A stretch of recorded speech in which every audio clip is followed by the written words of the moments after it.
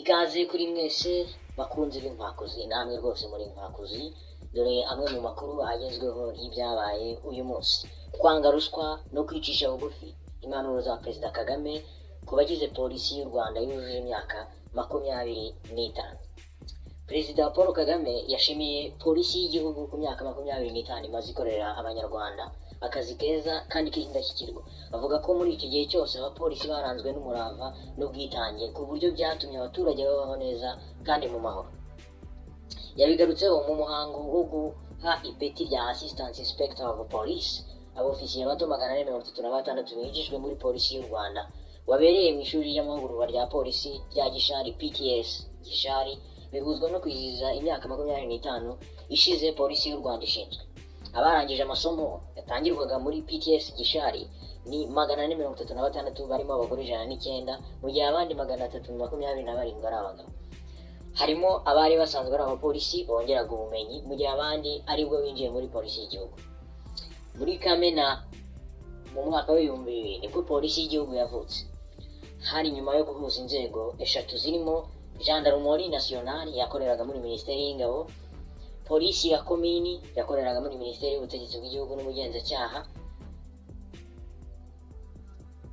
ndetse n'abagenzacyaha bakoreraga abo bita Judicial Police Inspectors bakoreraga muri Minisiteri y'Ubutabera.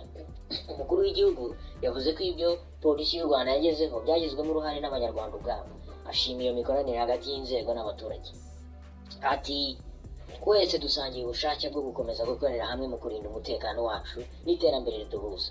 Imiterere y'umutekano ikomeje guhinduka kandi ibyaha biragenda birushaho gukorwa mu buryo bugoye gukurikirana, buhindagurika kandi bwambukiranya imipaka.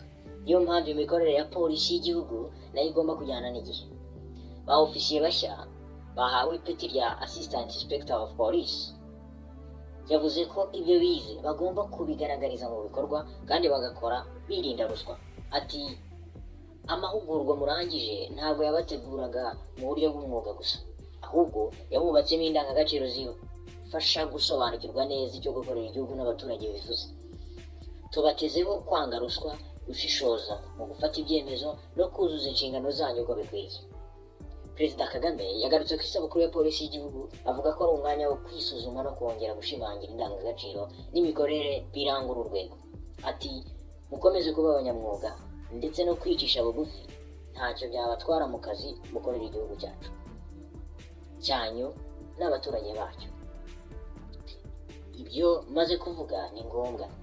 Ibi nibyo bizatuma icyizere abanyarwanda babifitiye no gukomeza kubafasha bikomeza gushinga imizi. Tubibutse ko aha nanone muri uyu muhango aribwo Perezida Kagame yanatanze ipeti rya AIP ku ofisiye bato 436 binjiye muri polisi y'u Rwanda.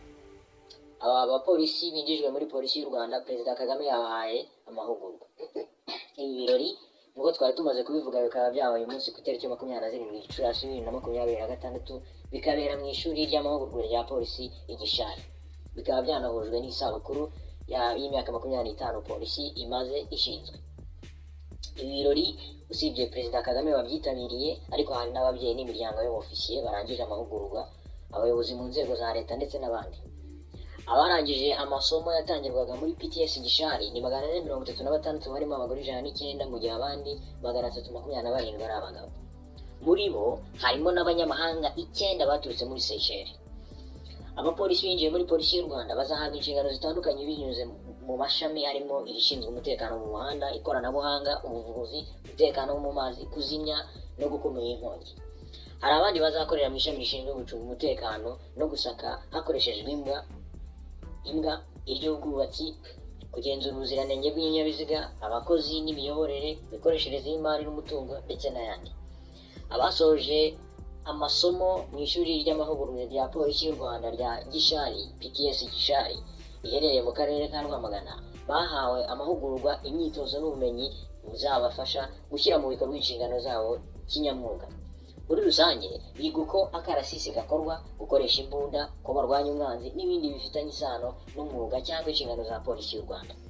Iri shuri rya PTS Gishari bizemo ryubatswe mu buryo bugezweho ku buryo ribasha gutanga aya mahugurwa yose n'amasomo ya gipolisi agamije gufasha abapolisi gukora kinyamwuga. Nanone kandi iri shuri rifite inyubako zirifasha gutanga aya mahugurwa, harimo ndetse n'inyubako z'ibiro ashobora kwakirwa abayobozi batandukanye barisura, amashuri, inyubako zicumbikira abapolisi, ibitaro ndetse n'imbuga ziberamo imyitozo ya gisirikare n'amasomo njyarugamba ahabwa abari gutegurirwa kwinjira muri polisi y'u Rwanda. Umuvugizi wa polisi y'u Rwanda ACP Boniface Rutikanga avuga ko urugendo rw'imyaka 25 polisi imaze ishinzwe rwabaye urugendo rw'abaturage ndetse akaba ari nabo polisi ikorera. Ati ni imyaka yabayemo byinshi, nabishyira mu bice nka bitatu. Ni polisi yashyizweho nyuma yo guhuza izayi polisi 3, gendarmerie, polisi communale na polisi judiciaire, habaho imwe uyu munsi tuvuga. Urwo rugendo rwazanye impinduka cyangwa itandukaniro. Ni polisi yagombaga kuba iy'abaturage, ikorera abaturage bose itavangura. Icya kabiri, yagombaga gukorana n'abaturage cyane kugira ngo tubashe kubaha serivisi bifuza, tubashe gucunga umutekano wabo n'ibyabo n'ubufatanye. Umuyobozi w'ishuri ry'amahugurwa rya polisi Gishari CP Robert Niyonshuti yagaragaje ko abasoje amahugurwa bayatangiye ku wa 15 Nyakanga 2025. Yerekanye ko bari mu byiciro bitandukanye, birimo 124 barangije icyiciro cya kabiri cya kaminuza mu ishuri rya polisi mu mashami atandukanye, 172 bari basanzwe ari abapolisi bato, barimo 9 baturutse muri Seychelles, 66 bavuye mu buzima bwa gisivile na 50 ba NIS na RIB, na 4 basoreje amahugurwa yabo muri Singapore na Misiri. CP Niyonshuti yagaragaje ko ubumenyi bahawe buzabafasha kwitwara neza no kuzuza inshingano zabo mu gucunga umutekano w'abantu n'ibintu. Abanyeshuri 4 bahize abandi bashimiwe, habarimo uwaturutse muri Seychelles Nicolette Maria bashimiwe ku myitwarire myiza yamuranze mu gihe cy'amahugurwa.